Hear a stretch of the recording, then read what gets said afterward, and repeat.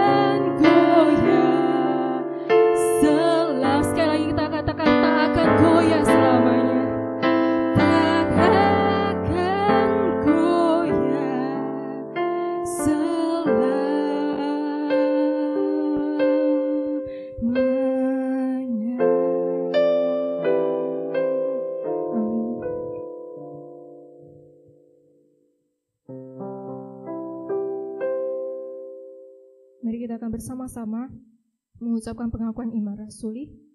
Pengakuan iman rasuli.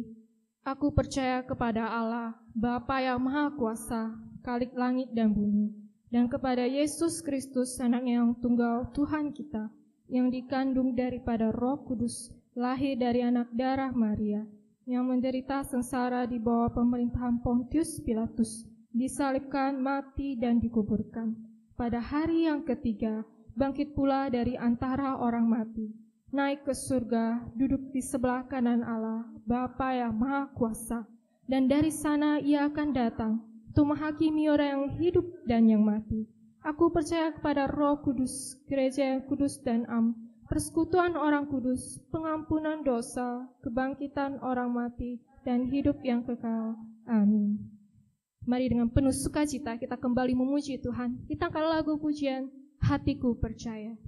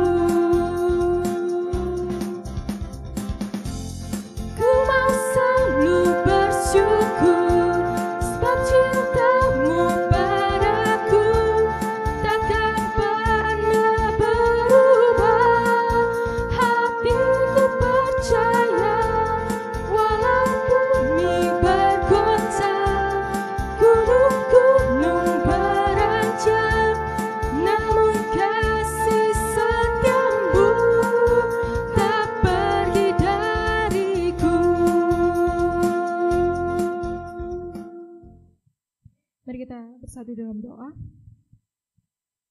Tuhan, kembali kami berterima kasih, mengucap syukur ya Tuhan, buat kasih setia-Mu ya Tuhan. Kami boleh kembali beribadah pada pagi hari ini. Kiranya Engkau hadir di tengah-tengah kami ya Tuhan, dimanapun kami berada ya Tuhan.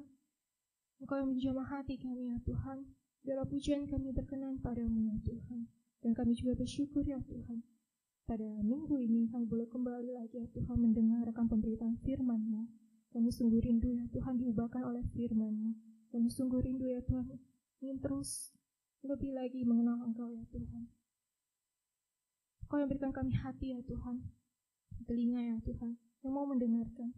Dan kiranya juga Tuhan, Engkau berikan kami kerinduan untuk kami boleh mampu ya Tuhan, melakukannya dalam hidup kami sehari-hari ya Tuhan. Kami menyerahkan ya Tuhan, ibadah ini hanya ke dalam tangan-Mu saja. Biarlah menjadi kemuliaan bagi nama-Mu. Kau juga berkati ya Tuhan, untuk Sukri biar kami menyampaikan firman-Mu. Kau yang berkati ya Tuhan, dan Kau yang sertai. Terima kasih ya Bapa. Hanya di dalam nama-Mu, Tuhan Yesus Kristus, kami berdoa dan mengucap syukur. Amin. Sebelum kita akan mendengarkan pemberitaan firman Tuhan, mari sekali lagi kita angkat lagu pujian, Kaulah Harapan.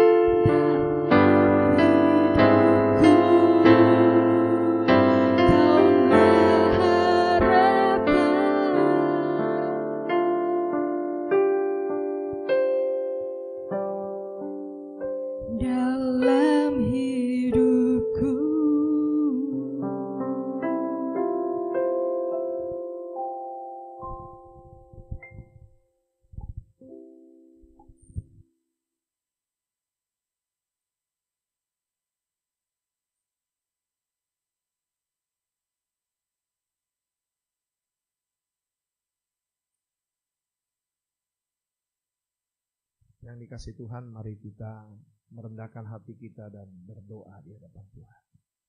Kami bersyukur hari ini satu sukacita buat kami boleh berkumpul bersama dalam hadirat-Mu. Kami percaya Tuhan Engkau rindu anak-anak-Mu boleh mendengarkan sabda-Mu. Dan kami rindu Tuhan mengalami urapan Tuhan dalam kehidupan kami. Jamaah pribadi lepas pribadi yang hadir baik di gereja ini maupun juga di rumah masing-masing. Supaya kami boleh merasakan urapan Tuhan. Jamahan Tuhan, kuasa Tuhan. Di tengah-tengah dunia yang mulai tersesat dan menyesatkan. Tapi bagaimana kami sebagai anak-anak Tuhan harus bersikap? Apakah kami serupa dengan dunia atau serupa seperti Kristus? Kiranya Tuhan melalui firman Tuhan Engkau menyampaikan kehendak-Mu. Sehingga kami boleh serupa seperti Kristus.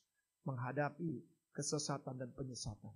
Dan biarlah kami boleh bersikap dengan kasih Kristus menghadapi orang-orang yang bimbang yang tersesat.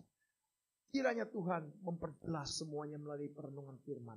Sehingga kami dapat mengerti, memahami, dan melakukan kehendak. Terima kasih Tuhan. Urapan Roh Kudus terjadilah atas hidup kami. Sehingga firman ini kami boleh mengerti. Dan melakukannya dalam hidup kami. Dalam nama Tuhan Yesus kami berdoa. Amin.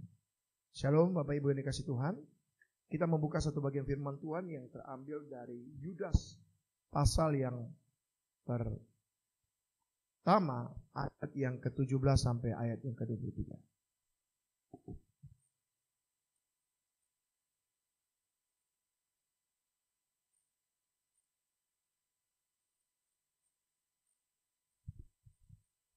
Yudas pasal yang pertama ayat 17 sampai 23 saya akan membacakan buat kita semua.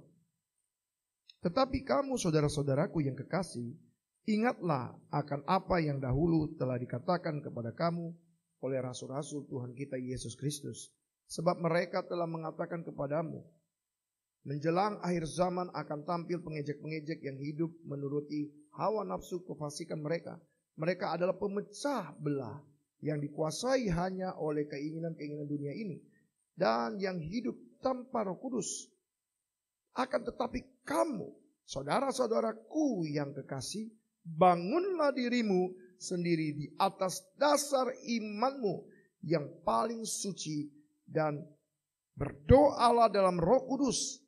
Peliharalah dirimu sedemikian dalam kasih Allah sambil menantikan rahmat Tuhan kita Yesus Kristus untuk hidup kekal.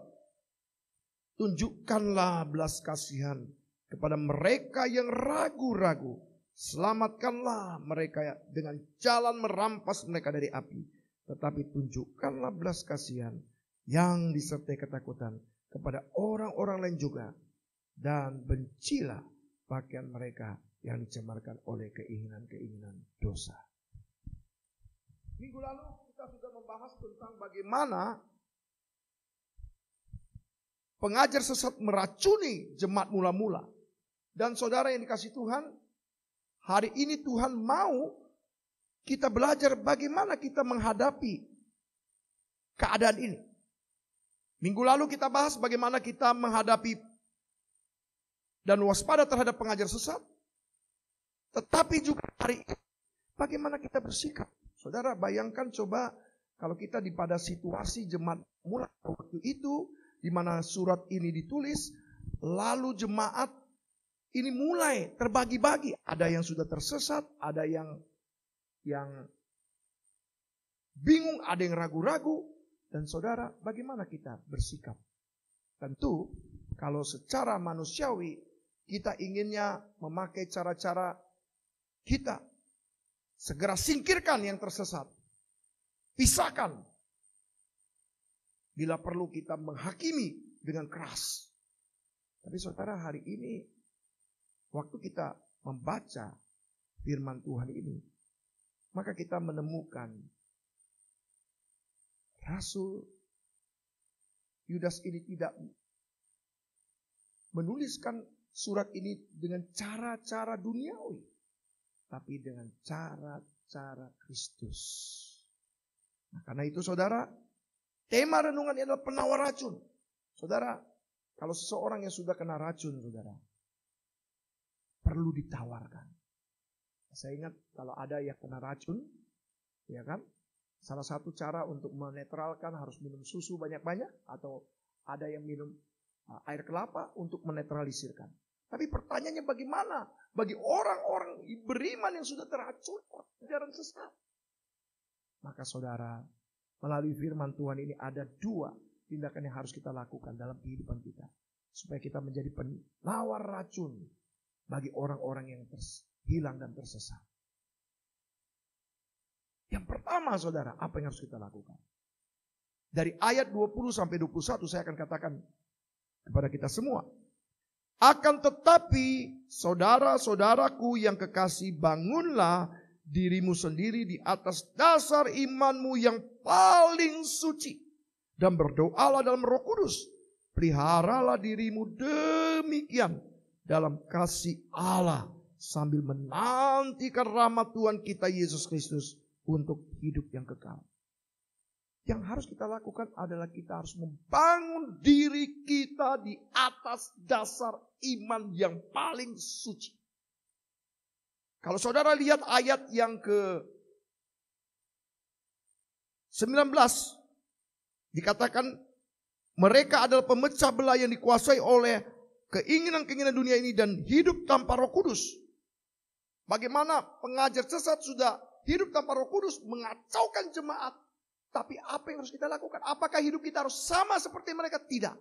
Tetapi justru yang harus kita lakukan, bangunlah diri kita. Dasar iman yang paling suci. Lalu pertanyaannya, bagaimana? Saudara, Yudas mengatakan untuk membangun itu, maka kita membutuhkan berdoa dengan Roh Kudus. Saudara, bukankah Yesus berkata bahwa Roh Kudus itu diberikan, Roh Penghibur itu diberikan setelah Yesus diangkat, dan Roh Penghibur itu akan datang memberikan penghiburan, menginsafkan dunia ini. Dan kita harus berdoa dengan dan dalam Roh Kudus. Itu berarti apa saudara? Kita bukan mengikuti keinginan daging kita, tapi keinginan Roh. Saudara, orang-orang penyesat ini memecahkan jemaat, membuat jemaat kelompok-kelompok, tetapi orang yang dipimpin Roh Kudus mempersatukan. Karena itu perlu berdoa dalam Roh Kudus. Lalu yang kedua, setelah kita berdoa dalam Roh Kudus, bagaimana supaya kita bisa membangun diri kita agar kita membangun diri kita di atas iman yang paling suci? Ayat 21.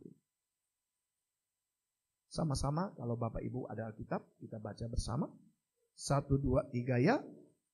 Peliharalah dirimu demikian dalam kasih Allah sambil menantikan rahmat Tuhan kita Yesus Kristus untuk hidup kekal.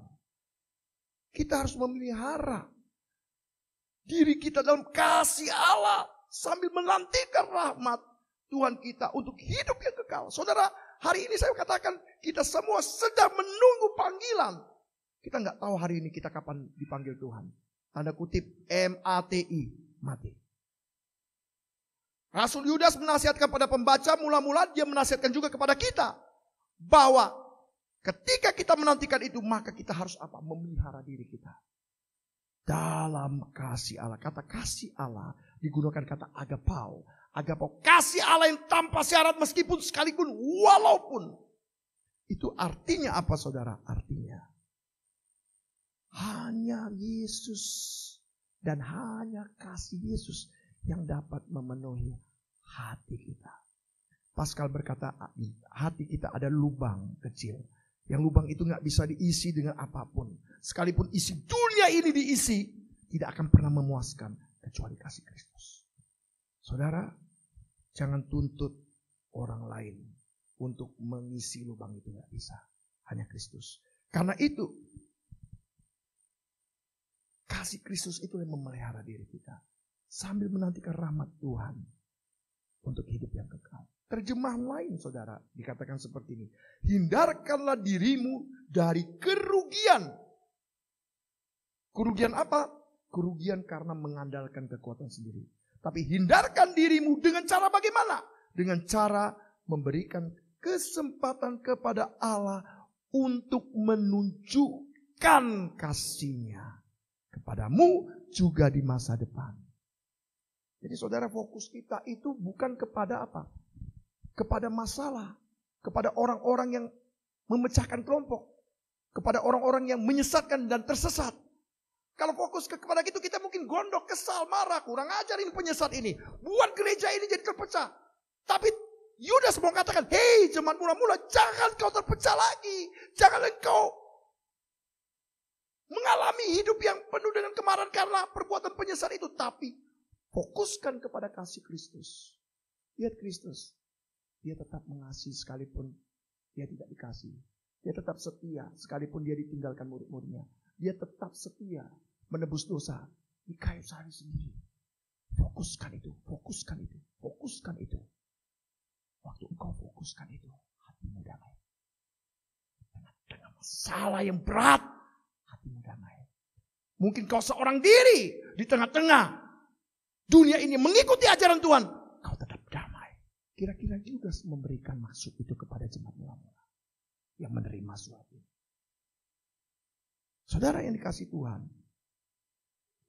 kasih karunia itu mengingatkan kita sebagai orang percaya juga bahwa keselamatan bukan masalah perbuatan baik, tapi kasih Kristus. Artinya apa? Anda buat dosa atau tidak, Tuhan tetap mengasihi Anda. Dan sekalipun Anda buat dosa, Tuhan ingin Anda bertobat sebelum terlambat. Tetapi kalau Anda sadar bahwa bukan perbuatan Anda yang menyelamatkan Anda, kasih karunia. Karena kasih karunia itulah membuat kita akhirnya bisa bersabar terhadap kelemahan kita sendiri. Bisa bersabar terhadap kelemahan orang lain. Bisa bersabar kepada saudara kita yang punya kelemahan. Sehingga kita tidak terjatuh dengan dosa menghakimi. Saudara. Lalu bagaimana tindakan kita sebagai orang percaya kalau kita menghadapi orang yang bimbang yang akhirnya tersesat? Pertama, tadi kita supaya menjadi penawar racun, kita harus bangun iman kita dulu. Yang paling suci dalam diri kita. Dengan cara berdoa dalam Roh Kudus, dengan cara memelihara diri dengan kasih Allah. Yang kedua ini kita menunjukkan belas kasihan. Dan menyelamatkan mereka dengan merampas mereka dari api. Nah, saudara, tentu Yudas pada waktu itu, konteks surat ini, Yudas mau kasih tahu. Pada waktu itu orang-orang jemaat mula-mula ini sudah terbagi-bagi, saudara. Karena apa? Ajaran sesat sudah masuk, ajaran gnostik sudah masuk. Mulai terbagi-bagi. Dan apa yang terjadi? Yudas katakan untuk orang yang bimbang dan mulai tersesat. Maka pembaca surat Yudas ini yang hidup di dalam iman, yang membangun iman yang paling suci, harus dengan belas kasihan. Bukan dengan sikap menghakimi, atau menuduh, atau memojokkan, atau menghujat, atau mengutuk. Tidak. Tapi dengan KASIA. Artinya apa? Kasih. Saudara, kasih itu tidak mudah untuk diwujudkan. Mungkin mudah untuk diperkatakan. Tapi bukan berarti tidak bisa dilakukan. Karena itu saudara yang dikasih Tuhan, mari belajar. Kadang-kadang kita seringkali ketika melihat saudara kita yang tersesat, kita inginnya apa? Kau penyesat, kau tersesat, pergi kau. Kita menunjuk dengan 2 jari kita. Tapi 3 jari juga menunjuk kepada kita. Pertanyaannya, apakah itu cara Kristus? Itu cara dunia. Pertanyaannya, apakah Kristus ketika dia ditinggalkan seorang diri di kayu salib, Kristus ketika bangkit lalu Kristus ketemu dengan murid-murid lalu, kurang ajar kau Petrus, kurang ajar kau yang lain, kau tinggalkan aku disalibkan sendiri. Kurang ajar, kukutuk kau jadi batu. Enggak, saudara. Yesus enggak bilang gitu. Apa yang Yesus katakan? Yesus ingatkan bagaimana Petrus dan murid-murid pertama kali mengalami cinta mula-mula dengan Yesus. Tebarkan jala. Waktu itu mereka terbajak jala, mereka tidak dapat apa-apa, tapi ketika mereka ikuti kata Yesus, mereka dapat ikan yang banyak. Mulai memori itu mengingatkan mereka Sudah itu Yesus kasih makan lagi. Mereka sudah kasih makan. Kenyang. Baru Petrus ditanya Yesus. Simon anak Yohanes. Apakah engkau mengasihi aku? Kata kasih itu digunakan dengan kasih agapao. Tapi Simon berkata, benar Tuhan, engkau tahu aku mengasihi engkau. Kata kasih digunakan filia. Kasih bersyarat. Kalau engkau mengasihi aku mengasihi engkau. Kalau engkau tidak mengasihi aku tidak mengasihi engkau. Tapi ditanya lagi kedua kali, Simon anak Yohanes, apakah engkau mengasihi aku? Petrus, apakah engkau mengasihi aku? Kata kasih itu kata kasih agapao, kasih tanpa syarat, kasih Allah. Tapi Petrus katakan, aku mengasihi engkau. Kata kasih digunakan kata kasih filia. Nah, uniknya kalau di dalam bahasa Alkitab Yunani, kali yang ketiga Yesus menurunkan derajat kasih itu. Petrus, apakah engkau mengasihi aku dengan kasih agape? Untuk ketiga kali Petrus mengingatkan Petrus 3 kali menyangkal Yesus. Pada waktu itulah dia menangis dan berkata, engkau tahu segala sesuatu, bahwa aku mengasihi engkau. Kata kasih itu kasih agape? Tidak, tetap juga kasih filia. Tapi Tuhan Yesus tetap berkata, gembalakan domba-domba. Artinya apa? Yesus tidak menuntut. Kamu gak sanggup kasih seperti ini. Kasih yang kau bisa lakukan. Saudara, apa artinya dalam kehidupan jemaat mula-mula? Yudas mau ingatkan, hai jemaat mula-mula, jangan kucilkan orang-orang yang sudah tersesat. Tapi tunjukkan belas kasihan. Dan selamatkan mereka dari api. Jangan biarkan mereka, jangan kucilkan mereka. Jangan cuekkan mereka. Jangan engkau biarkan mereka. Karena kalau kau biarkan, api neraka sedang menunggu dan membakar mereka. Tapi doakan, rebut mereka. Ambil mereka dari api sebelum mereka terbakar dan hangus. Itu yang harus kita lakukan. Jadi saudara, kalau kita melihat keadaan kita, bagaimana keadaan kita? Hari ini banyak orang yang mungkin tidak tersesat, tanda kutip, dengan ajaran sesat. Tapi mulai tersesat dengan diri sendiri. Bagaimana harus kita lakukan? Doakan mereka.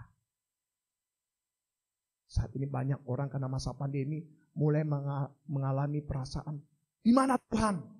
Kami udah berdoa, pandemi gak selesai-selesai. Di mana Tuhan? Mulai mereka tersesat. Doakan mereka.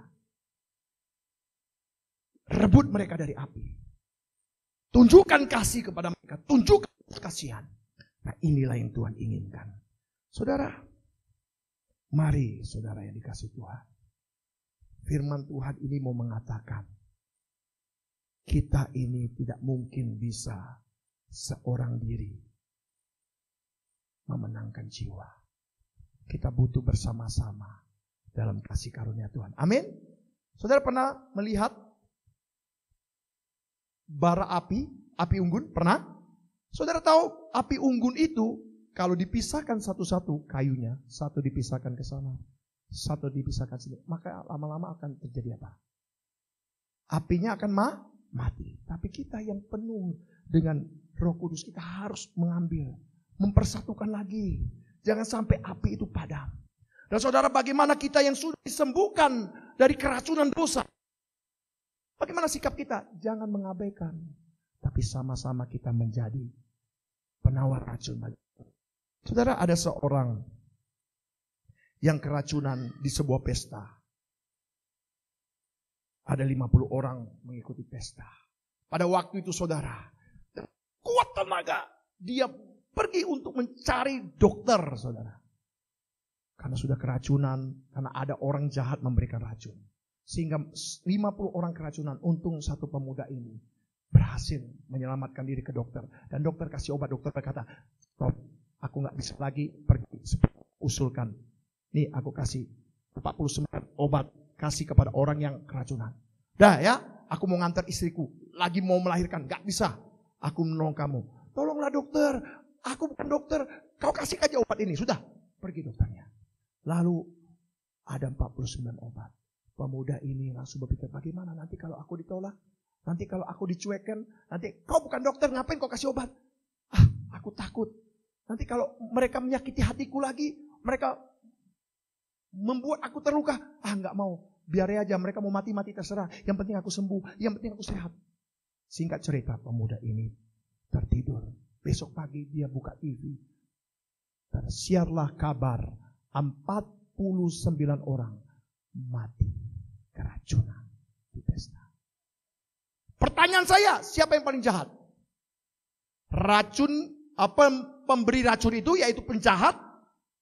Atau dokter yang tidak mau turun langsung? Atau orang pemuda yang sudah tapi tidak mau memberikan penawar racun? Siapa yang paling jahat? Siapa Bapak Ibu? Benar.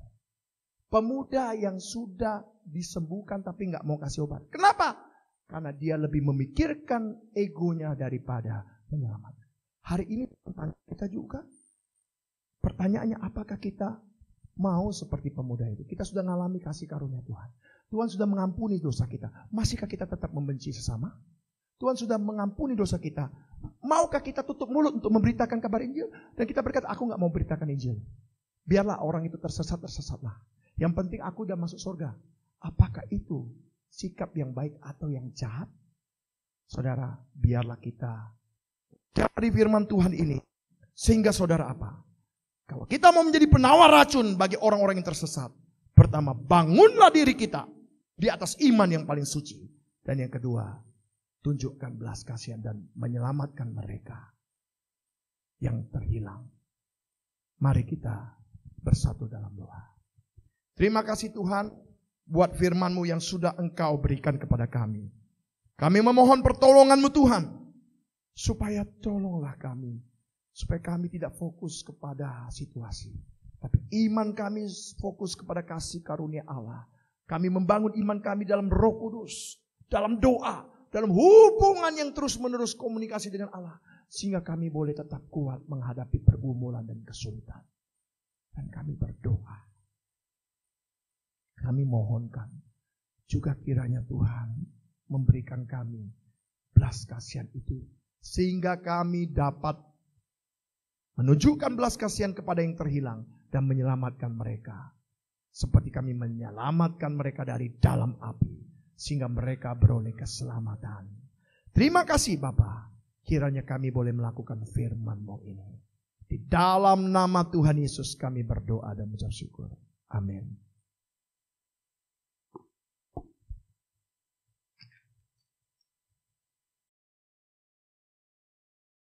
Kiranya di hari-hari kita, di setiap harinya, Tuhan yang memimpin langkah hidup kita.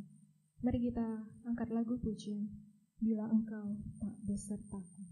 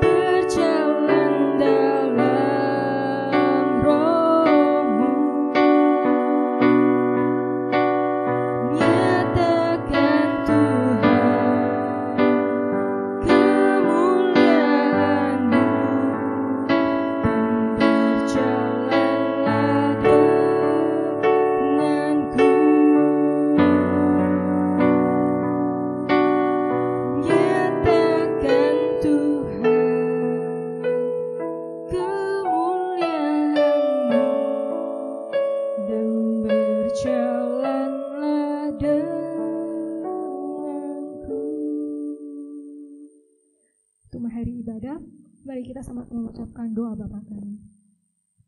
Bapa dikuduskanlah namamu, datanglah kerajaan-Mu, jadilah kehendak-Mu di bumi seperti di surga. Berikanlah kami pada hari ini makanan kami yang secukupnya, dan ampunilah kami akan kesalahan kami, seperti kami juga mengampuni orang yang bersalah kepada kami. Pencobaan, tapi lepaskanlah kami daripada yang jahat, karena Engkau yang punya kerajaan dan kuasa dan kemuliaan sampai selama-lamanya. Amin.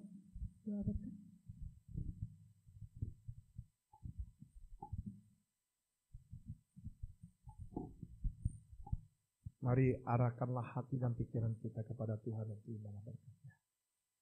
Kiranya kasih Allah Bapa, anugerah dari Tuhan Yesus Kristus, penghiburan dari Roh Kudus senantiasa menyertai kita. Mulai dari hari ini, besok, bahkan sampai selama-lamanya. Amin.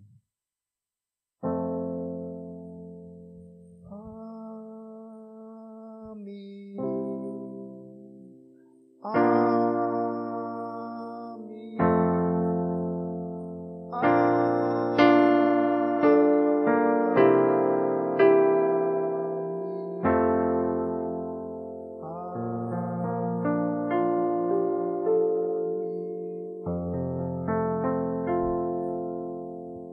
Satu dulu.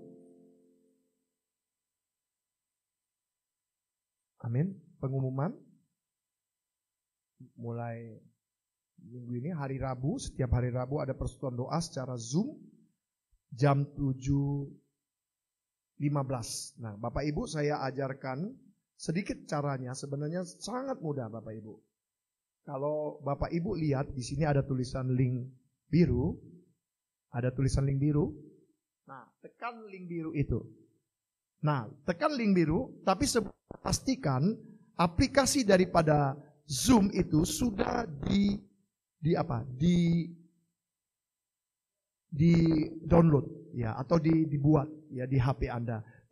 Klik aja, sudah klik langsung masuk itu. Dan langsung ada tulisan call over internet. Oh, sorry. Ya maaf ya. Nah, langsung call over internet, klik, lalu ada gambar video, klik. Sudah nampak? Oke. Nah, setelah klik langsung masuk. Tunggu host memasukkan. Jadi sangat sederhana. Ya, caranya sangat sederhana Bapak Ibu. Jadi tolong Bapak Ibu kalau yang memang sangat sulit hubungi saya, nanti saya datang ke rumah saya akan ajarkan. Begitu mudah sekali. Itu saja pengumuman dari saya. Semoga kita bisa sama-sama ibadah. Dan sebulan sekali kita ada ibadah pemuda remaja. Dan sebulan sekali kita ada ibadah P2MI dan PWMI. Dan untuk sementara ibadah sekolah minggu pakai link daripada sekolah minggu Elin. Itu saja pengumuman dari saya. Apakah ada tambahan dari yang lain? Tidak ada. Tuhan Yesus memberkati. Shalom.